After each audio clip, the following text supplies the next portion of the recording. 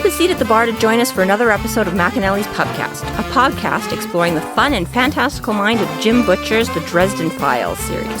Hosts Tanzan, Jess, and Maggie bring you another round of literary analysis on this immense, immersive, and colorful environment inhabited by Harry Dresden, the world's only licensed private investigator and professional wizard. Join an active and engaged community of new and die-hard dedicated fans focused on the fabulous themes, theories, characters, context, lore, and more. This is McAnally's Dresden Files Pubcast by Free Flow Rambling. Conjure by it at your own risk.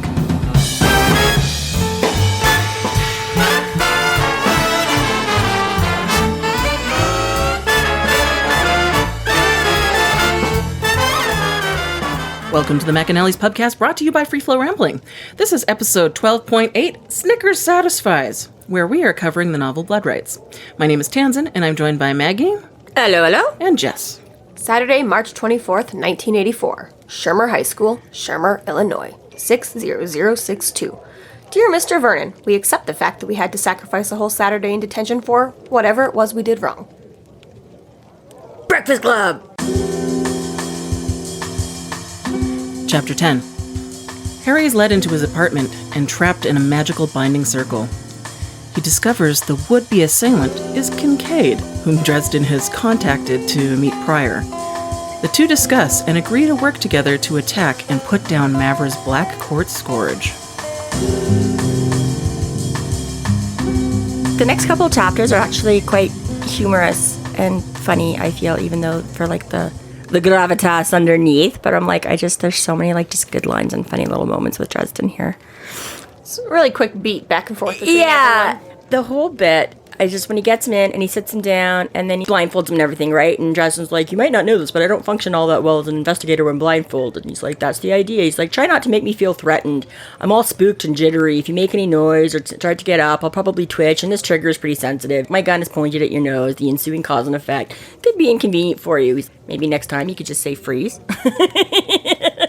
It's like this, just so very with them. Even though we didn't see a lot of Kincaid, I feel like we got that good gist of his personality and stuff like that off of that, right? And I'm like, oh, these two are just such a great foil off each other or whatever. I love them. I don't know if we're supposed to love Kincaid, but I love Kincaid. We like Kincaid. We like Kincaid, yeah. He's fun. Well, he's fun. He is, and it's just, again, right, we like, even in this chapter, right, what exactly is Kincaid? Is he, isn't he? And it's both no nonsense and a wild card. That very dry humor underneath it all, right? He's not like perky and jokey, like even Dresden, can be. He has a very dry sense too, but a lot of times he can be a little bit more like, duh, right? Whereas Kincaid is just not. It's like, it's the whole cause and effect and the thing, and he's like, just say freeze, da. So, yeah, I don't know exactly what it is about Kincaid, even though we don't see him a lot. I'm just like, Part of it is just, anyone who's on Harry's side. Okay, fine, we're friends, we're good, we like you. Yeah, that's probably part of it. And again, I think You're mostly on Harry's side, so mostly we like you. Yeah, and I think it, again, is just a little bit of that enough that we don't know exactly what, like, again, right? It's that whole, like, he's fairly straight up about most things. You're a mercenary. You're so strong and mysterious. Tell me more. Well, okay, but not even quite that. But yeah, exactly, right? It's like, he works for Ivy, so right there. I mean, even the way Ivy set it up, Kincaid, can we trust you? And he's like, well, you paid up until next April. So she's like, there you go, we can trust Kincaid. You know what I mean? It's, again, it's that honesty and the mercenary kind of a thing. He's like, you can't trust me. Except for when you can, and the whole, it's just that little bit of like, you're waiting to find out. I'm like, are we ever going to find out what the secret background is of Kincaid, or will he always be? He is very principled. I don't care about the gray or the black or the white, just whoever's paying me. All right, I'm your man, let's go. Yeah. And he sets boundaries. Yeah. Good for you, Kincaid. Right? You're not getting walked all over like some other people we know. Right? I will be paid. All right. Jesus, you wasting my time. I'll find it. I'll come up with it. Harry finds himself, once he's allowed to take off the mask, and he's in this circle of salt that's powered by Kincaid's blood, and he's like, what the fuck? I'm not going to do anything. But I do love that Kincaid is like, well, just think of this as this precaution as a compliment. Yeah. Nothing says flattery like a gun in the face. Ain't that God's own truth? And again, it's like, it's the sarcasm, but yet you also feel like, Yeah, for Kincaid, that probably is one of the highest forms of flattery. Well, and it also puts into perspective how much like Harry's himself sort of leveled up and how he's perceived among the magical community. Yeah. Because we see that Kincaid is a badass, and if he's taking these kind of precautions, it also indicates just how high up Dresden already has himself. We mentioned that before, that, like, people are clearly talking about this dude. He's getting that reputation out there, whether or not he wants it to be out there. And Kincaid is much like Marcone in that he learns from every interaction. He's not letting anything go. He saw Dresden show up with a gun. All right, understood. I'm dealing with magic and guns. I'm gonna take my fucking precautions the next time we meet. Yeah, you're not just Mr. Whoop-de-doop-de smoke and mirrors or whatever, right? Again, talking about him leveling up, the whole situation is a little bit flipped because Harry's not the one used to being in the circle, right? That's what Harry does to... have little demon chats or to try and knock out the fairy princess or whatever, right? So, again, it's that whole Kincaid being like, I know what level we're on here, right? I mean, it makes sense with him working with Ivy and who knows what beforehand, but again, just that Kincaid has enough knowledge and whatever to be able to make a circle and empower it. Again, where Harry's like, I can't do anything. And Kincaid is like, no. He's like, the White Council will schmuck you if you try it. Not the same thing as you can't do it. You're just buggered if you get caught. Yeah, he's like, let's just have a nice little chat without getting our minds, like, redecorated. So it's that Kincaid is like, would rather assume, again, like, err on the side of caution and assume that you could be at this level, that you could do this. I thought it was interesting that it didn't even clue into Harry with how his morality sort of works, that he has that option. Yeah, he's like, I can't do that. Yeah. Yeah. And Technically speaking. yeah, right. Kincaid's the one to say, maybe you won't, but I'm not taking that chance. And exactly. And like you say, very Marcone-like in the way that he's like, I'm not going to worry about what I look like, emperor's clothes and all that kind of a thing. He's like, I will learn, and I would rather look dumb staying alive than have, like, my vanity and my pride pricked and end up splattered all over your office walls or whatever, right? He's like, I don't really know why you called me here. I don't know what you want.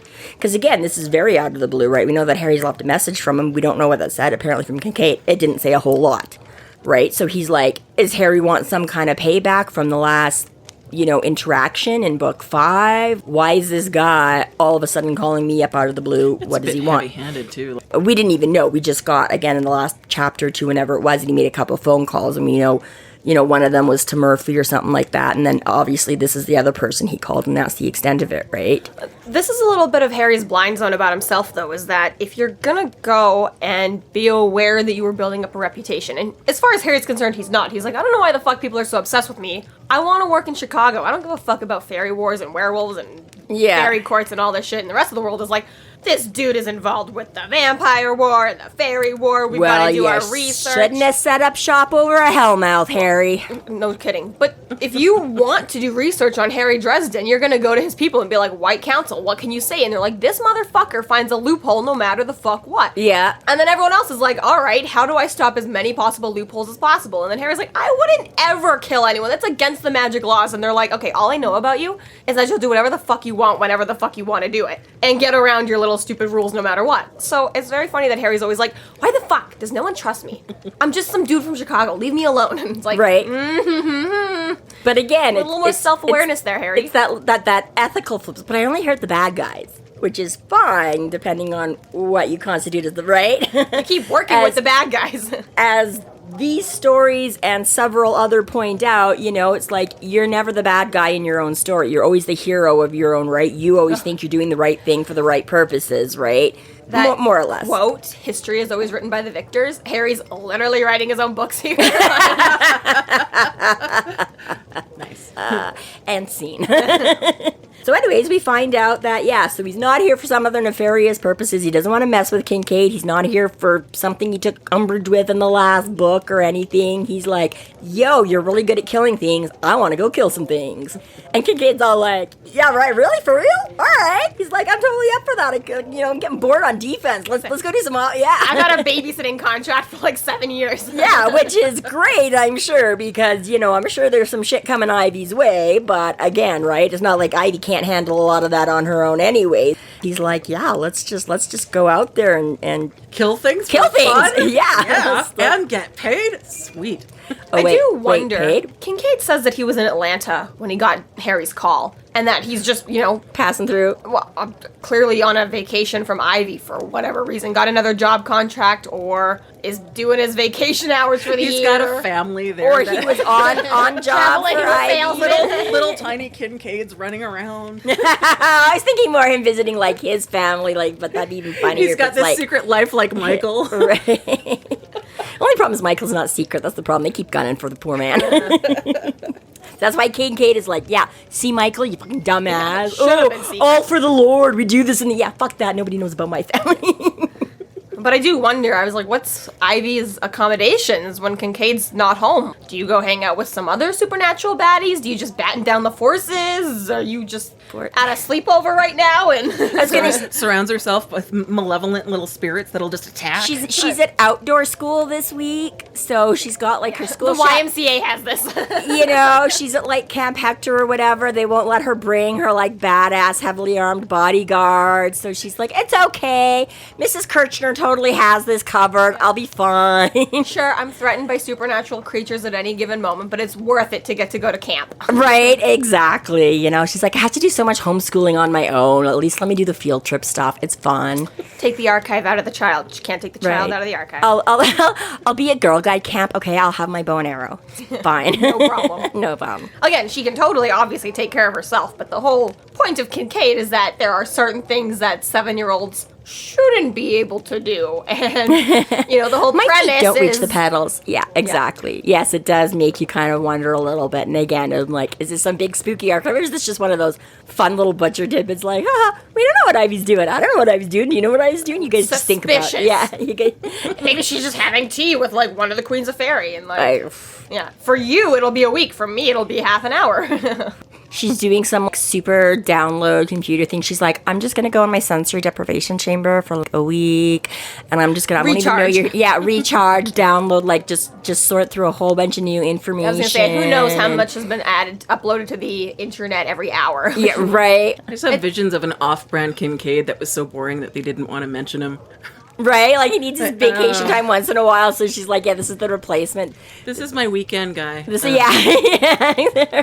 I'm just thinking, if you were to have, I don't know, like, say, like, 30,000 ebooks in your archive library, and you could physically not read them for 500 years, Are right? we talking about Tanzan? And the, Oh, no. It's down to 9,950.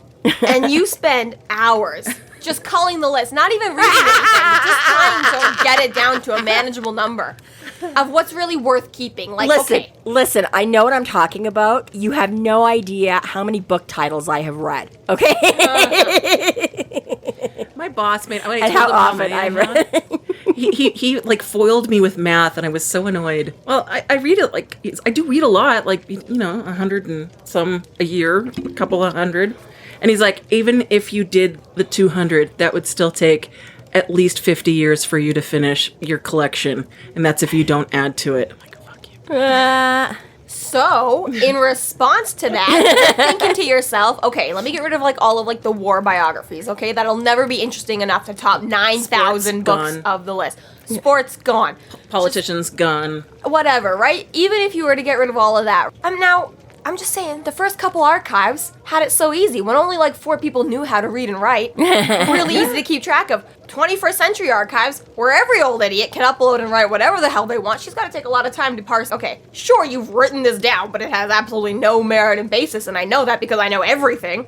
But again, we don't know how the archive works, but I still feel like it's nice to just take a moment to just be like, just forget that. I don't even need that in my brain, so I don't have to ever go through it again. Is this real? Let me think of everything else I've ever read. No, it wouldn't work because of this. Okay, now let me do. No, it wouldn't work. Okay, so they're lying because of. But she'd have to do all that.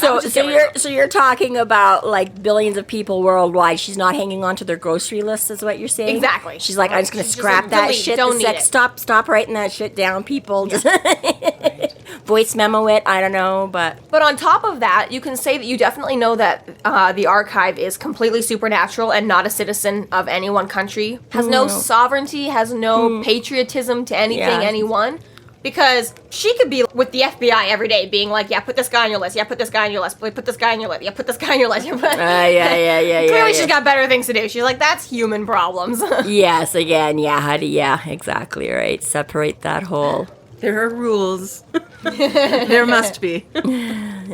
Just when she finds out where her specific apartment is in trouble, she's like, all right. She's like, I'm not really sure what my purpose Only is. murders I have in the all building? of the knowledge, but I can't do anything about it. It's frustrating to be a genius and be like, you still have to go to 3rd grade. I know, right? And besides, we don't even know if he just said he was going through Atlanta. He literally could have been on That's what I'm saying. We have no idea where the hell he was. It's just that, like, it's somewhat implied that it wasn't with Ivy. He was doing but I mean, he something. just could have, popped out to grab her something, and was on his way back. Be like, oh, I'm right here. And Just Ivy sitting at home like you said you were going out to get milk. that is still one of my favorite. Patrick J. Adams from Suits, when Meghan Markle got engaged to Prince Harry and all that kind of stuff, and he throws up this tweet, and he's like, because I think he put it with like one of the headlines or something. I don't know if it was when they were engaged or married or whatever it was, but he's like, she said she was going out to grab some milk. It's like, it was very cute. My TV wife's not coming home now. Once in a lifetime opportunity for your TV wife to go and get married I to the know! Prince of England. Right. All right, what do I say? And he nailed it.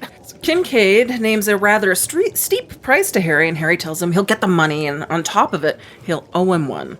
Owed a favor by the infamous Dresden?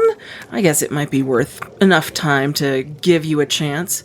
But he tacks on 2 conditions. One, that they'll need an additional fighter, and that the second is that Kincaid will come for Harry if he stiffs him. Yeah, because this is the other thing, because he tells him the price, and Harry's like, got any coupons? And he's like, Jesus, you wasting my, like, what the fuck?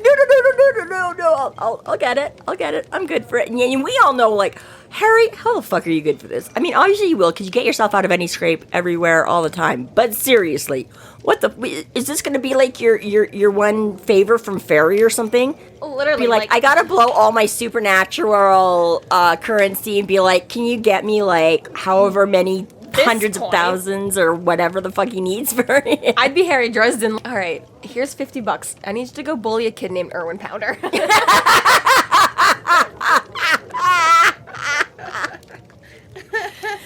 Daddy needs a couple of gold bars. Right. I need me some nuggets. Gotta do like a replication spell. Just like, here's $100. Right, see, again, this is where Harry's not wasting his time, right? All these guys up in their little towers doing, and Harry's all, even though once or twice, you're right, he picked the wrong things, because Bob has mentioned once or twice when you tried to do like that diet thing or whatever, like Harry's tried a couple of the get rich quick schemes, but like the worst possible ones he could have tried or something. Like, right? You went total MLM territory when you should have been like, replicate the gold. Well, whatever, right? He just didn't nail. I mean, I'm sure the diet thing would have been fine if he'd nailed it and it actually worked. But yeah, exactly. Hand in hand with a wizard, right? Right? You've got to, like, fine. Don't even mess around with, like, forgery and counterfeit bills. There's all kinds of what. But yeah, right? I'm like, dude, you've got to be able to, like. I've got a piece of coal. Compress. Right? Suck some gold out of some veins, like just open a little portal, shove your hand in, scoop it. You don't have to mine into the whole thing, right? You just gotta. He's got dowsing rods. Right? I'm sure Bob can go through, right? Just be like, boom, right here. It's funny. We talk about Merlin all the time, and Harry, being the nerd that he is, brings up, Gandalf and Harry Potter and such. But we don't ever talk about Nicholas Flamel. Not a whole lot. Ever, I think. Yeah. Where's that dude in the Dresden Files? It's like, look, I believe in a lot of things, but I gotta draw the line somewhere, okay? At the most sciencey magician there is. There's still time. But alchemy is. He may come up. Harry blew him up a long time ago. They don't talk about it. It's like one of those. That guy's other name was Justin Dubois. Okay, so I found this guy. Turns out, yeah, right.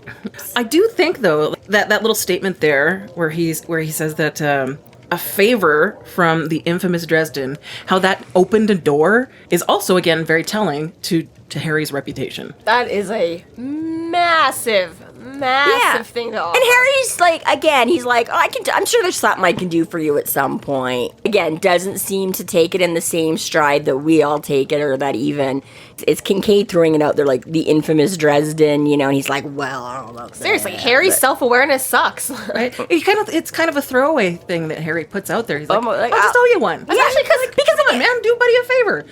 But Kincaid's like, oh. It's so throwaway because okay. it's not even necessary. All Kincaid has asked for is money, and Harry's like, you can have money? Fuck, have a favor, whatever. It's, bro? Just say that and not the money. Yeah.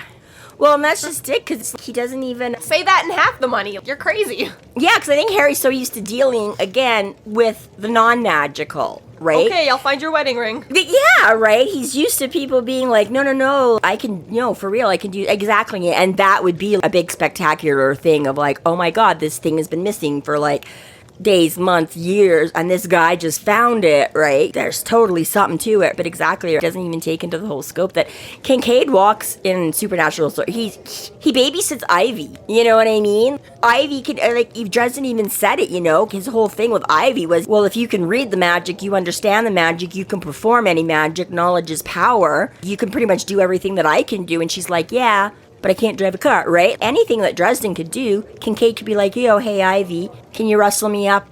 No kidding. So yeah, so this is the thing. It's that he's just, I feel like he's thinking just, not a love potion, which is the first thing that comes to mind because he doesn't do that. But you know what I mean? Like, yeah, that he can do some, you need like an all-night stay awake potion? I got that for you, He needs to take a business course. Oh, right. He should have done that after he apprenticed for... And if you're thinking in terms of other supernatural sort of fiction, but I'm thinking more like the movie and TV show, especially when things are so grandeur and big, and you're looking at the Hunger Games, and they called her the Mockingjay, right? Or Braveheart, or just titles that you get from your reputation, right? Yes. Things that people refer to you as, right? And at this point, if you were to name something for Harry, it would have to be like the War Bringer or the War Ender or like... Seriously, though, like that's what his big ticket items are for. And Dresden's just like, I'm just a guy. I'm just a guy. Whatever. Okay, I started a war, but Just a I small mean, thing, it's no big. It was, anybody would have done it. Dude's crazy. So Kincaid basically agrees and lets him out of the circle and gives Harry his pager number. Do you know what a pager is? I know what a pager Okay, I'm is. just checking. Probably the most useless machine in the universe. It was like the precursor to texting, really. Absolutely. It was, but it was literally just text a number to go call. Yeah. It was barely any more Very information. simple. Hey, it depends if it's an alphanumeric pager or not. Yeah, you could have added like SOS or Yeah, you could important put or ASAP, but it basically had nothing. I think the only people I ever met that used pagers were either drug dealers or did enough drugs to be considered drug dealers. That's the whole thing. It's supposed to be like doctors and stuff that are like on call. I know doctor, not drug dealer.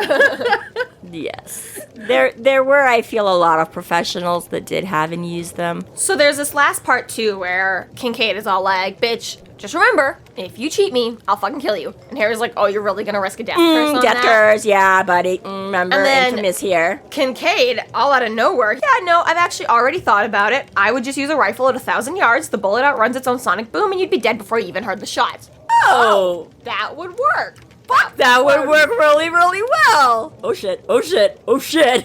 But that brings me to the idea that you have to be so prepared for your death curse too. Because the way that Harry has talked about it so far is that just in the moment you'll do what's right. You get a couple of moments, because Harry does explain in the rest of this chapter. It's like a death curse is something that you get a couple of seconds in your last moments to execute when somebody kills you. You straight up, a wizard always has a couple of seconds to throw that out before they die. That's just part of their lore. You sure hope. Or, Pretty close. But you might not get a good death curse out of that if it's something you gotta scramble up with in a moment. You should be thinking of what your death curse is gonna be all the time, so you're just always ready to throw that out at someone. Somebody who comes up with a death curse in a second or two will not play out perfectly. Yeah, so I feel like we touched on this with Elaine in that, because when he's trapped in the circle, that's when in Fairyland, when Aurora's trying to kill him off, he's like, all right, I don't have a lot to do. She's going to drop this circle and kill me. I'm going to prepare my death curse. And that's when Elaine's like, no, just leave him in the circle. And he's like, bitch. So we know that, and I mean, again, this comes with Harry's with a lot of things. As long as you're prepared, and you figure Harry would be walking around with 7 spells at his fingertips at any given moment. And then you find out he completely gets ambushed or bushwhacked every time where He's always like, I'm just some guy. I know how to do it, but I didn't have it ready to go, So again, I feel like basically it's going to use up the rest of your essence, which is part of why it's a death curse, because you use everything you have. It's like you're going to die anyway, so there's no point in holding anything back of yourself, right? Exactly. So he's like, you put everything into and you shape it and whatever, right? So I'm like, I feel like most of them probably have maybe some idea of what that's going to be and how they're going to shape it. I mean, there might be slightly different ways, but basically it's going to be some kind of a big boom, aimed out at whatever, because he's like, oh, I'm going to focus on Aurora or whatever and sort of aim it and whoever else gets right. So I feel like he's got to have an idea, but at the same time, I'm like, I don't feel like he's walking around ready to go. Because again, it's like every other thing. Well, gee, this guy just walked out of the stairwell or wherever we decided he came from and put a gun to my head. You know, I'm like, again, if Harry was walking around with the shit he knows how to do, ready to go at any instant, you know, I'm like, he should have had something like, boom, and I popped up my magic shield around me, and you know what I mean, right? And at like, the same time, as Kincaid said, is like, oh, I might get all spooked, and this trigger's sensitive. You don't want to be walking around with your death spell for somebody just holding a gun to your head, and then, boom, you've killed yourself for no reason, right? Well, exactly. You don't want to have that necessarily at the tip of your finger, but I do still feel like you need to be prepared as to, like, what the hell am I going to do and how am I going to do it? Because you don't have time to work through the specifics of, like, well, this guy deserves to be drowned, and that guy deserves to be burned. No, for sure. I feel like they've got to have the idea of what they're going to want to do with that, how they're going to, and again, it's going to depend on, because again, as Harry keeps saying he's a big brawler, I'm sure his is a lot more of a big boom than somebody else's could be, you know what I mean? Like, how he can deploy and what havoc he can wreak with his has got to be different, say, from what somebody else could. We talk more about the fact that Harry was named after Copperfield and Blackstone and Houdini. But the dude was also named after the bombing of Dresden. So... Are you sure? It seems Maybe pretty... it just sounded like a really cool name. Maybe, but it still seems pretty telling. See that? You got this explosive character. Yeah, I guess. That I find in, because that's the difference between Butcher picking that name and in the book, Harry didn't pick that name. It wasn't given to him. That's just his family name. Again, I get that, and it's great that his dad is all like, I love magic, so you're gonna have a bunch of magical names. But realistically, you do know it was still chosen by an author. I do. Outside of that, Jim Butcher, which I have to say is very funny, because a couple of times I've mentioned this series to one of my older brothers. It was like years and years and years ago the first time. I don't remember how it came up or whatever, but I was saying something about it. And I was like, you might like the Dresden, because he likes Tolkien and all that kind of stuff and whatever, right? So I was like, I was like, you might like the Dresden. He's like, Germany? I'm like, no, that's just like the guy. And then it was funny, because then like years later it came up again where I had like a quote of the books or there's something and I was talking about it and he was like Germany, Dresden? I'm like, no, not that Dresden. The same thing. I was like, what? What are you talking about? He's like, I've been there. I'm like, no. I'm like, you see, it's a prevalent topic. I didn't even know. Yeah, I was like, no, not that. That had to be explained to me. Yeah. Oh, it's a place? Yeah. Okay. So I kind of get what you're saying, but I don't know if that's enough to... And again, I'm not saying you're right or wrong or indifferent. It's my personal. I'm like, I don't. Sure, understandable. It cannot be the lore in the Dresden Files. Yes. But in the real world, where Jim Butcher had to choose a name. Yes. And as we know, was staring at a globe trying to pick a place. Maybe that way.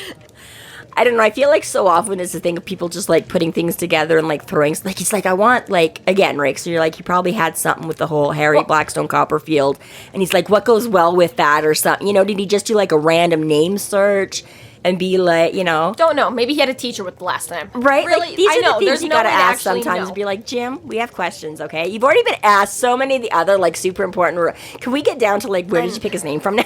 Certainly a big problem when you come to things of books, movies, video games, fucking Taylor Swift, people who are known to leave hints and clues and shit. You start looking for it in everything, and sometimes it literally just is. Sometimes a cigar is just a cigar. Movies get released on a Friday. It wasn't anything nope, there was nothing that happened exactly 3,000 days ago in 19 hours. It just movies get released on a Friday no matter where in the world they are. I thought it was Thursday. Hard to know when we're being stupid about it. Like, this must clearly be a sign, and Jim Butcher's like, I just needed to put a verb in, guys. Please relax. Yeah. Exactly, right.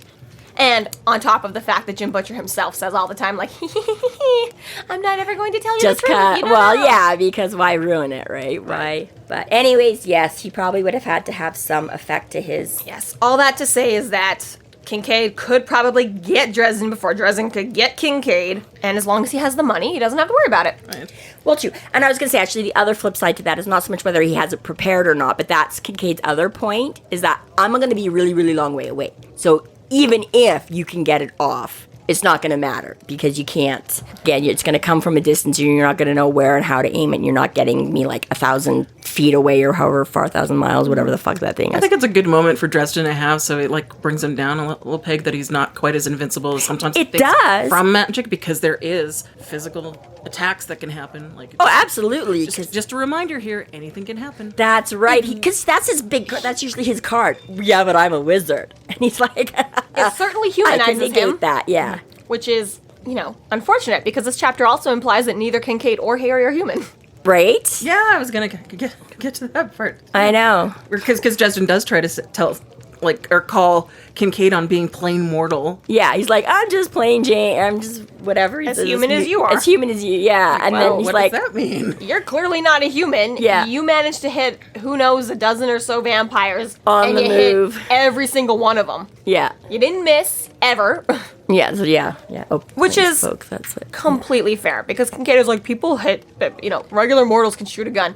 Yeah, but you're fighting vampires who move much faster than the regular mortal. Like, yes, and in the whole chaos of things, like, yes, okay, you've got soldiers and police that are trained to... Vanilla mortals can't hit a fucking non-moving poster. Like, and he does it in a way that, like, it makes him look like the Terminator. Like, it's totally. unnerving, Yeah, unnatural. well, because don't forget, too, he was using these Dragon Ball Z incendiary rounds that he had to eject on or toss the gun or on everyone destroying the because guns they... after each. Right, so you're not just firing, you're chucking and picking Loading up a and- new weapon and discharging every And time, obviously too. dodging the whole time, too. And yeah, right. So yeah, just plain folks, but exactly, it's the whole I'm as mortal as, or I'm as human as you are, Dresden. So you're like, so is Kincaid actually human, or is Dresden not? Dun dun dun. Or does Kincaid just not know what the fuck he's talking about? Or is he just? And this is the other thing, right? He could be just spewing out shit. It doesn't have to be straight up 100% truth or anything, He likes to fuck with people. He likes to fuck with people, Like, and I'm gonna poke some fun at you, just to make Right. you kind of wonder. Wow. well, he's not like a fairy or something where we know they have to, even though they can get around it 1,000,001 fucking ways, tell the truth or whatever. I am rubber, you you are glue, whatever I say bounces off me and sticks to you. Yeah, like, but yes, exactly. It's one of those moments where it gives you that little, like, ooh, like little tingle, shiver thing, like, ooh. So the last thing I want to touch on for this chapter is how Kincaid is very specific about how the job gets done too, and he's like, there has Yes. to be another person with us. Thank you, yeah. Because I want to be dragged out of there if I get hurt, and there needs to be somebody to cover the door and do the drag. The best part about that whole moment is that Harry's actually already thought about that. So who else can think like a mercenary now, bitch? Yeah, contingency made. Yes, he has. I'm surprised he didn't already mention it. It'd be like covered. Well, I don't know why, if he just wants to keep something of his own, but I do like that Kincaid did not ask for anything that Harry wasn't already prepared about. I like that Harry was actually on top of his shit. Except the price tag. Okay, but he knew that there would be a price. Yes, yeah. I thought it was interesting at the very end of the chapter how Harry acknowledges that because he's been in so many moments of stress that it's now it's like a familiar and comforting feeling. Yeah. Oh my! I just wish I Sad. could get the opinion of a psychologist reading these books, because he's so fucked up sometimes. Like, oh, good God. Right. Like, oh, there's the stress. And, okay, now I can function. Like, it just doesn't feel right otherwise. Poster child for trauma. People who just keep signing up for the army again, because I don't even know how to be in regular society. I operate better now under those Adrenaline conditions. junkie. Yeah. Exit Kincaid. Yeah. Exit Kincaid.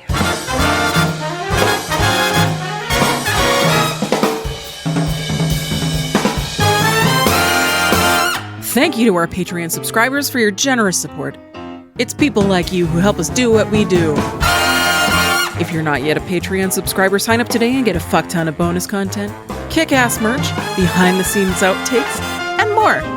Sign up today at patreon.com/freeflowrambling.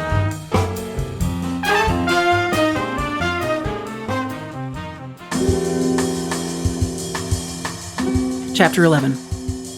Dresden heads to the SI unit to pick up his canine ward and to talk with Murphy.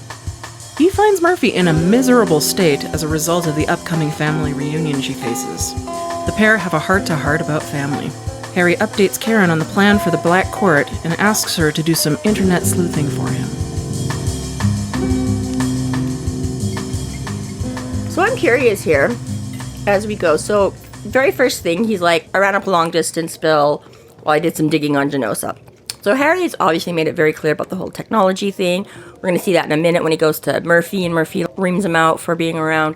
But I'm thinking, so bit by bit as this book progresses, because they started in the early 2000s, right? So again, that was where we're making our jump from, like, again, cell phones have been around since like the 70s and 80s, the big old bricks, to then we had our little flip phones, so now we're into our smartphones. And I think as most people have noticed, fewer and fewer and fewer of us have landlines. This is around 2003? This book is in autumn 2004. 2004. Yeah. Little tiny bit early for some. Little, but I'm saying, as these are right, this is when Harry starts out, early 2000s, between in the last definitely using Amazon by then.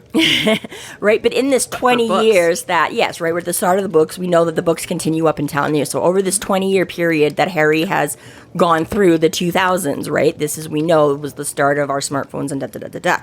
So we know one of the big things we all complain about bit by bit is that eventually you have to, like my boss still has, I think, honestly I thought it was early, I think she's got like an iPhone 7 or something like that, and eventually she's going to have to upgrade it because it's just not going to work, whether she takes care of it and in theory the thing works or not. It's no longer compatible with your networks, it's no longer compatible with your apps, Most it's no apps longer can't, compatible with your chargers. Planned obsolescence. Exactly, right? So I'm like, this is starting to come up even with the phone, his analog phone, right? Because we know he's got an old rotary phone. He doesn't even have a push-button, quote-unquote, digital old phone landline, you know what I mean? So at what point does because we also know Harry has said that You won't be able to plug your phone into the wall, dude. well, exactly, bit by bit you're getting less and less of there just even being that, because everybody knows we're operating off of cell phones now. Most people are like, wow, you still have a landline? Or so I'm like, so we know that it moved and changed from what magic fucked around with, right? It used to be that's why witches were green and warty, because that's how your magic manifested. Now your magic fucks up and bangs head against technology and won't operate with technology, right? So obviously, right, I'm like, okay, he can still do his beetle, but he can't do the new stuff. How fast is it going to change? Is Harry going to have to figure out another way to communicate? Or is it going to We've got this covered. We had that conversation about carrier pigeons. Pigeons? And I will say that the Dresden Files is moving a lot slower than we are, because the latest book, Battleground, is happening in 2014. Still. So we're only, just getting into like iPhone 4 or 5 at that point, like. I get, but anyways, I'm just saying it's interesting to see when all this morphs. Like, exactly, is Harry's ability, is magic going to move on with something else before Harry has already make that point, like that wizards used to like spoil milk. Yeah. So as the higher it gets, so yes. like, and how fast technology is But going. that's the question: is how fast is that? Yeah, when we're You'll finally have the milk. first iteration of a flip phone, and it'll be fine. Well, this is the thing, though, right? Because he already messes up with other people. I think it's fair to say that magic is probably progressing in the same way that technology. I mean, we had a technological boom in the last 100 years. Okay? Yeah. Well, that's just Right? it, right? You could have churned butter for a long time before you, boom, went to cars and telephones. Exactly. There wasn't anything else to mess with but fucking warts and churning butter, right? Assuming that the world doesn't blow up in another decade. Maybe the magic will totally move on to something else, or it'll just be different technology. It's like, well, now I can use technology up to the 2000s, but I can't use holograms. Yeah, exactly. But it was just making me think of that at the start of this, right? I was like, wait a second, Harry. We're getting further and further here. Pretty soon, I was like, exactly. I was like, your landline analog phone won't be able to make calls over whatever freaking optic cables we have for communication. You know what I mean? One thing about that moment that I like, too, is that Harry's all like, I wrote down some internet addresses and I left the house. Good fucking thing you're a wizard, because you are becoming the most obsolete PI ever. Yeah, I can't even Google anything for you. Sorry. Right? Yeah. A really good thing you got that wizard to back you up, because he just hires an assistant instead. He'll get Billy to do it. That's a good idea. He's gonna have to make himself a little Bob's, like a wrist skull, so that he can... Hey, Bob. An Apple Watch, but it's just Bob all the time. Bob on it. You think, like, okay, Mr. maybe cannot, although You just he tell should. people it's a knockoff. Yeah, right. What's with that voice? Shut up. Harry would be cooler if he did just literally go everywhere with Mr. and Bob could just constantly be inhabiting Mr. And I don't know why he doesn't do that, because a lot of other wizards always have their familiar on them all the time. But he's not that kind of wizard. But I can't. But Mr's also really bad. Or specifically Mr. just being like, bitch, I got more things to do with my day than Yeah, that's probably more like I probably tried that once, and Mr. was like, just gave him the look. but still, Not enough Burger King and Coke. yeah. They're not SpaghettiOs in the world. you, buddy. why not go to like the pet store and be Mister's like, I got a rep. I need a You're gonna ruin my hamster. streak. Like, something Because small. that's going to help the NBA-sized guy who's walking around with a big stick and a leather duster. Meet my hamster. He's got a dog in his pocket. Surely he can also have a hamster wheel. But the dog's only temporary. He's not planning on walking around with his dog in his pocket That's forever. why I'm not okay? suggesting the dog. I'm just saying. I feel like there's another, a I can't believe you goldfish. know what a hamster Gets a monkey. See, that at least would be monkey. cooler. They've got fingers and prehensile tails. They could do a lot more out of it than a hamster. And they can fling boo. And, right? Even like a bug collection. Like, get a really cool tarantula. My magic. Ugh, ew. Ladybug. That would put Tarantulas people. are fun. Or a snake. But a lot You more. just be wrapped around your arm all day. True, but a lot more people don't like snakes and tarantulas. You wouldn't You'd know. have to have a little the magic coat butterfly. is on. You wouldn't be able to even see it. Or a butterfly. So what's he gonna send to do with it then? Go outside, capture a butterfly, bring it inside, have Bob possess it, go out about your live day. for like 24 hours. That's a lot of work. I'm sure Breed Bob was your own animating it. Harry's got a little butterfly farm in his basement with his. The one wall used to be taken up with potion ingredients. Now it's just quickly Googles just the feel like term the for whenever a Butterfly apiary, apiaries are. Trying to make it home every day to do your Google searching just isn't efficient in the 21st century, okay? We do have the ability to Google whatever the hell we want, wherever the hell we are, and Harry should catch up by keeping Bob on his person all the time. He's got an assistant with the Siri, and he just shouts at Siri from far away. Sets up a FaceTime with Bob, and then... This is why, because you'd have to have a Lepidopterarium, and that's just too hard to say all the time. and that is... The Lepidopterarium? Yes, say what it is. Butterflies. Oh, there you go. It's your butterfly farm. No, the fairies would take care of that, too. They would blend in. You'd be like, wait, which one's the fairy, which one's the butterfly? So yeah, so he gets a little ways, decides to take some addresses, and then heads out to go because now it's been the middle of the afternoon and he's got to be back at 3 o'clock, so he can't wait until 5 to go pick up his puppy. Guess I go better pick the dog up early because Murphy was going to have his ass in a sling if he was there like 5 minutes after 5. I know that when he gets to SI, he sees the puppy playing with the Snoop Guru. I know, right? Ooh, it's like funny, I cute. almost named this crin- episode Snoop Perfoo. So many options to go with. It's sad that all those cops had to die at the police precinct, but at least the Snoopy doll made it. Right? But it got kept. Yeah, and was kept like after they this- cleaned it all up. This is how low budget SI is, okay? They're like, we can't even get rid of the Yep. sacrificial Snoopy doll. And he's like, what is it with this dog and ears? Tearing off vampires. Now he's like trying to tear off Snoopy ears. Dude. Like, Doesn't he himself have a notched ear? he does have a notched Yes, ear. he's just getting revenge. So is that? It's Everyone it's will look like working me. Through, like his psychological trauma or something. He's like, I don't know. He gnawed off his own ear. Hey, that was tasty. I want more. No. Or maybe he's practicing for whatever took off his ear. He's like, I'll be ready for your ears. Never again. Stallings greets Harry and they banter in good spirits, and he directs Harry to Murphy and warns him that she's doing paperwork and not enjoying it so much. Yeah, apparently Murphy doesn't like the office work. What? Go crazy. Like It seems a pretty call me. extreme reaction. Surely doing paperwork is a lot of the job. Yeah, but she probably has to, like, it's like writing fiction for SI. Like, how do I guess explain so. this without saying, well, an ogre turned into thousand tiny the ogres. guy in the mask, and, yeah. Okay, fair enough. I could see how that would make it a little bit more difficult. I think that's with everything. I mean, we've seen, and obviously every cop show on TV is gotta not be lying to us. Their jobs are a Surely. lot of action. It's all about the action. So when they have to stay home and do the paperwork, nobody likes that. My stepdad was like a forester, same thing. It was like the one, he liked like 95% of his job. The paperwork part kind of sucked. He loved them, drop him down in the middle of nowhere in the bush with a compass and a fork and be like, you're on your own for 3 weeks, map this area. That was cool. That he was fine with.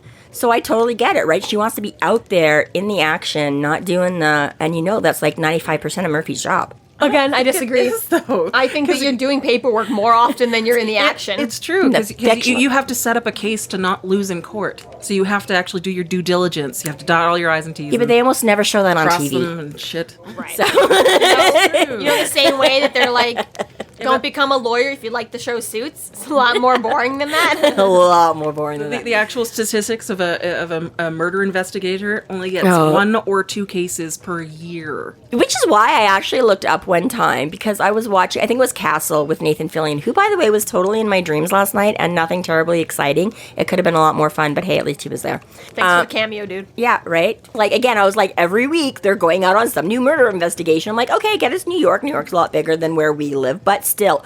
And yeah, I like looked it up, and it is something insane, like, you know, I forget exactly. I want to say like 500 murders. I'm like, okay, well, I guess in theory they could be going out on a new murder investigation every week. My bad. This is the one thing I'm like, TVs must be exaggerating this. I'm like, oh no, this is the part that's real. You may not get a snappy writer to go along with you on your murder investigations, but... Point is that I feel like it's a little bit much to be so mad about this, angry about the paperwork when that's clearly got to be the majority of your job. Like, you'd be in a bad mood every day. Maybe Murphy's got something else going on. Do you think maybe that's why? Crazy. I know. Harry knocks on the door and receives a less than inviting response. And when she realizes it's Harry, she tells him to back the fuck away even further so she doesn't blow up the tedium saved on her PC. Like, come on, Murphy. You gotta save to the network drive. You should not be saving to your desktop. 2004. They had network shares in 2004, I'm sure. Maybe cops aren't allowed to do that. It's precious information. You know what? It's probably also just the fact that, again, if she's fighting with this thing, she probably doesn't have a brand new top-of-the-line model, which I get. What a great way to get a new one, though. Harry, come here. Except... I'll hit the save button and you can just blow the Not only is it public city, municipality funds cop money, which they never have anyways, it's SI, who's going to get the dregs of the dregs. So you know... And in theory, fucking Rudolph or somebody slimy, yeah, he can probably let Dresden blow up his computer, and he'll probably get some fancy schmancy new laptop because he's got a whole bunch of ass kissing to do with the politicians and stuff like that. But you know Murphy is going to wait forever to get it replaced with some other crappy piece of technology that was probably even worse than the first one. And to take the spare out of the closet. Yeah, right. I'm sure we can make this work for you because we don't have another one for 6 weeks, and the one we get for you in 6 weeks will be only slightly better than this. Guess what, Janet? Karen's laptop stopped working, so you get a new laptop this week. Yeah. But again, even just that, she's like, you blow this up again, I will take it out of your ass. Why would your hard drive be in my ass? Okay, yeah, so... Like, how are you really trying here, Murph? Come on, Murph, let's go talk. You need a break. Yeah, I was like, gee, Murphy's not going for my lame adolescent banter and jokes here. Uh-oh, she must be upset. Let's find out. He does apologize for unloading the dog on her. No, he was great. Barely made a sound, quiet as a mouse all day long. He even used the papers I put down. I'm like, he's a good boy. Such a good boy. You probably don't remember this. Our puppy tried to electrocute us all in our sleep. Yeah, I put her in my room when she was just a few weeks old, like shortly after we got her. And I had a little sort of, one of the little wire pen thingies, but she was a big fuzzball, and apparently that was not enough to keep her in. She easily jumped that because I woke up in the middle of the night to her peeing on the power bar in my room, and it literally, I've never seen this outside of television, but it literally was sparking and smoking as she peed directly on the power bar. It was a very large room. I think at some point somebody took that room that had been 2 and made it into 1, because it was a very, very large room. Nope, she had to go in the middle and pee on the power bar that was... She couldn't find a pile of laundry in the corner. Nope. Do I yank this out of the wall? Do I... Bad puppy. She did not use the papers. I don't know. But it was sparking. I don't know, man. The dog was peeing directly on it. I don't know if a surge protector could help that or not. I don't know. I just want to look up the exact quote about Pandora and unleashing hell upon the world. Because nothing manifests like names. Yeah, name a dog Pandora, you get what you get. You know, she only occasionally has lived up to that. Otherwise, people think she's absolutely lovely. Remember, she kept the hope. And nothing else. Hope springs eternal in that dog. You know what helps a bad mood? You're not you when you're hungry. Was she hangry? It totally just makes me think of the Betty White Snickers commercial. I put a little link in my notes for that. I was so happy. I was like, oh, she's grabbed a Snickers bar and she's feeling better and can talk now. Never would have got that from the title she picked. She could have gone with like Snoop Guru or Snoop Le Pew or whatever, but no, Snicker Snack. 2-3 chapters ago, we had Dresden talking about how important it is to keep chocolate on your person in case of emergencies. Cops and wizards. Same kind of equipment. It performs all kinds of magic. Mm-hmm. That's right. So, Murphy, give us the rundown. Why are you so mad? My sister's getting engaged. You have a sister? She's my little sister. My condolences. Baby sister. Damn. I do actually like this. I feel very much for Dresden in this whole conversation because this is very much how a conversation in or about my family would go. So I get the outsider perspective of, am I happy? Am I sad? I'll just go non-committal. She's engaged. Oh, well, you had a husband, right? Yeah, 2, in my very Irish Catholic family. Not a good thing. Oh, well, I didn't know you had a sister. Yeah, my baby sister. I'm sorry. Everyone liked my second husband. They didn't want me to get divorced. Yeah, didn't matter that we weren't working, but yeah, I just love the whole thing where he's like, and it actually is a very cute moment of this whole thing where Dresden shares with us his familial dimension theory. But yeah, he's like, but you like your mom, you want to go, I don't, like, he's just so confused about, and I get it, it's not even just the family thing. I feel very much for Dresden in a male-female way, in a big family to small or no family way, to cops and robbers, and just every part of this conversation, he's just, What's the problem? I don't know. He tries really hard. I do like is trying to make an effort on being there for her. Yeah, he's not trying to make an overt effort to like belittle it or make fun of it or whatever. It's just exactly his sort of being lost, right? That comes across but he suggests that she should bring who she's dating, and we find out that she hasn't been dating for at least 2 years. And you know what, girl, that is good that you are not dating. Like, if you've had 2 divorces and you've just had all this trauma from supernatural shit, take some time for yourself. It's okay. Right. So Harry decides his next tactic is to work on the badass angle. The mighty Murphy, slayer of various and sundry nasty monsters, vampires, and so on. Trolls. Yeah. It's 2 last summer. Yeah. Are you letting a little family shindig get you down like this? I think that she does cracks her have up a moment here where she's all like, I was the oldest daughter. I was going to be like my mom, and now I'm not. And we now had so much in common. My youngest sister is becoming more close with my mom than I am, and I can't even talk to my mom about my job anymore because my job is all vampires and trolls. 2 last summer. Yeah, exactly, right? So, yeah, poor Murph. But I like how he does this. I don't really know what's going on here. Again, as I was saying, like with the family or the male, female, whatever, right? He's so out of his depth that he's like, well, giving her a little zap has always worked before, so let's just try doing that. He's like, I don't really know about the whole mushy, gooey feelings thing, so he's like, I'm going to go and tease her a bit and see if she responds, and that's just how we do things around here. Which does kind of work. Everybody, she's like, my whole family thought that I was going to, follow in her footsteps, take over, blah, blah, be the next. I can't tell if I would be like more on like Dresden's side of the opinion where it's, you have your mother, she's not dead, go have a relationship with her, or if I'd be more like on Murphy's side where it'd be like, oh God, the expectations are killing me. I'm very 50-50 on that because when it comes to like, strangers or even just a little bit more distant friends, I'm like, okay, yeah, it's totally up to you. If you don't like your mom, then you don't like your mom. You want to talk to your mom, you want to talk to your mom. But when it comes to people that are like, I'm really, really, really good friends, like I can just walk into their house and hang out with their parents and their siblings without them even being there. Yeah. Or like my cousins and things like that, when they're fighting with their parents, I was like, your mom's cool. What's your issue? Yeah. I like talking to them. Why don't you like talking to them? Like, right. Then I'm like really judging them because I was like, you're picking a fight for no reason. Just go talk to them. What the hell?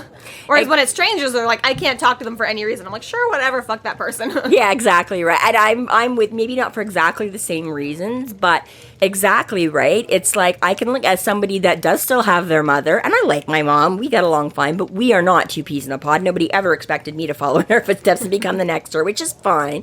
But I'm like, I do. Like, I was just thinking about that the other day. I'm like, and she's always bugging me. I get that. Not real bad, but I get that. Like, well, I don't know. You never call me, blah, blah, blah. I do not call my mother as frequently as my other sisters do. My mother is retired at home. My sister's a stay-at-home mom. She can call her 4 times in the middle of the day, right? So I'm like, yeah, I'm really not. I'm like way less than that on that point of view, right? And it's not that I don't like my mother or want to talk to her. It's just I do get busy. Right now, there's a 3-hour time difference. That also makes it tough sometimes. So it's like, and she's not going to say, not the same thing. It's not vampires and trolls, but I'm like, she's not gonna find, the same humor or the same whatever in the things that I do with my life. I'm not like devil incarnate by any stretch of the imagination, but I'm just like, we don't vibe off the same thing. So what am I going to talk about? This thing that I think, oh my God, you should have found out these, I'm going to get some kind of lecture that may or may not relate to the topic at hand about, and I'm like, you're missing the point. Like, obviously, you know what I mean, right? So I'm like, yeah, on the one hand, I get that in theory, it's easy. Just talk to them, just say. But at the same time, I'm like, no, I get that. There's a lot of stuff I don't, because I avoid, things like politics and religion with my mother, because I'm going to get a whole earful about her side of it, or this or that or the other thing that I just don't care about, or that doesn't jive with me anyway. So, it's like, I like you, but I only like you in small doses sometimes, when we can, recap about this or that, and I don't have to listen to the minutiae of... It does seem very, sorry to Dresden. Well, okay, but Dresden, you would have gotten the whole, I get annoyed at them, and I don't agree with everything they say. He's got a little bit of a juvenile, you should get every moment you can, and blah. It's yeah. Okay, but... Yeah, exactly, right. It's like, yeah, for those of us that have or haven't lost a parent, it's like, there's that certain amount of exactly all those things you wish you could or couldn't have done, or things like that. Even with my dad, I was 20 when I lost my dad. He's probably got a little bit of the rose-tinted glasses on, exactly how family could or should or would be. Right, yeah. On top of that, Murphy's all like, it's just gonna hurt her feelings anyways if I just tell her that I can't even relate to her anymore. And again, very much of Harry just being like, okay, but just... And we find out that this Murphy family... Free with the unsolicited advice. Totally. Not that she's getting unsolicited advice from Harry right now. That too. Not but apparently the Murphys are extremely opinionated. And also that the Murphys are from the Irish Catholic. They're going to have opinions one way or the other. But it's her father's side of the family that this is what the whole reunion is about too. This isn't even mom's side of the family. This is dad and all of his people. Yes, this is the Murphys, yeah. Mm-hmm. And I like how he does the whole, because I just talked to her and she's like, I could, sort of, kind of, maybe, probably. Every time he tries to ask her something, she's like, no, yes, maybe, I don't know. And he's like, well, that clearly, It's just one of those conversations, do you want a solution or do you want to complain? And Murphy clearly wants to complain and Dresden clearly wants to give a solution. And she's like, there is no solution. Yes. I can't talk to my mom, no matter what you say. That's the end of it. And Harry's like, but have you tried? And she's like, no. Yeah. Sometimes it's okay to just listen to people. Sometimes that's all they want. They're not looking for a solution. They're just looking to be heard and seen. And on top of that, because, Harry's hearing about it for the first time ever, more or less. Yeah. And Murphy's like, yeah, I could have called my mom every day for the last 5 years. I know that already. Yes. Yeah, exactly. He always knew she had, but obviously doesn't know the extent to what her whole family was or anything, right? So exactly, it's like, all this is familiar and yet so new, right? It's like, I think all those background things, right? You're like, oh, same thing, I just never thought to ask about that. It's like, oh, I always knew you had a sister or this, but I'm like, oh, it never occurred to me, wow, you've got this many or that many or not that many or whatever, right? So I just love those dynamics between them where it's like they know each other so well, and that you still find these big gaping things sometimes, right, where Harry's like, oh shit, I didn't know this. Why didn't I know this about you? Why did I never think to ask how many brothers and sisters you have, or what, Part of an adult relationship, though, right? Yeah. I'm in my mid-20s now, and I'm getting really annoyed at the friends that are still living at home, because it's I'm tired of going through the whole, oh, hi, Mr. and Mrs. Yeah, no, oh, yeah, this is how we're, oh, yeah, I'm like, what do you do right? with your In my life? mid-20s, I'm like, I'm over this. Can you just move out already so I can just go into your fridge and take whatever I want? Yeah. I'm tired of this whole respectful, yeah, nice to blah, But also, there are now friendships where I've only made as adults, and I'm like, you're married? Oh, you have a child? We're the same age. What are you talking about? Wait, what? I thought we were the same. There was a time we were taking bets. She just doesn't love her mother at all. Fast forward through all of this family drama and bloobity blah, and it's all to say that Harry has some shit I want you to Google for me because I'm really bad at being a private investigator in the 21st century, and B, we have another gunman ready to go down for the fight, and he is total vampire schmoozin' killer, good to go. And that's I don't think he schmoozes with him a lot. I was trying to think of the slaying. Yeah, vampire slayer, yes. Vampire schmoozing, not so much. Yes, they got them some other backup. It's their plan is coming together. Honestly, a lot of this chapter actually seems unnecessary. I know that we've managed to talk about it for like half an hour, but we've already hashed out the problems with your mom. We've already established that he was going to call in a couple of people to I think it's do more this. about sympathy for Murphy. I guess. Character development. For the character, yes. For their relationship with each other and being friends, it's a good chapter for that. But all the information that comes out of this is really, there's nothing new about it. It's just Well, there is a little... two friends. The Murphy insight is new, because we didn't know a lot of these details either. But yes, as far as... I guess it sets up that she has a sister. I guess the Dresden verse, it doesn't really... This could have been an email. Could have called on the phone. Except Dresden can't do emails and barely can make a phone call, so you know. But yes, it you know, it brings up his whole... He had to grab the dog. That's why. Well, yes, but his whole cute little, you know, that he's telling the dog about it, right? And he's like, my theory is just theoretical because how should I know, kind of a thing, right? So, again, right, it's just more bringing up that Dresden doesn't have a family, doesn't have personal experience. Murphy does have a family, but it's also traumatic and weird, and she loves her family, but she can't talk to her family, and just really big, heavy family. I think based on like how her character was set up in the first book or two, that I think it was necessary for Butcher to humanize her even more. Well, yeah, it's like she's not just this tough bionic stoic cop kind of... Yeah, exactly, right? It's like, and we know Murphy has been his conscious before. Murphy has been, you know, the humanizing part of other things. It establishes a better friendship but as well. But exactly. They've moved on, and they're at a different developmental place. Yes, and again, right, it's more of Murphy's own personal and what may or may not drive her, or what may or may not make her crazy, or whatever.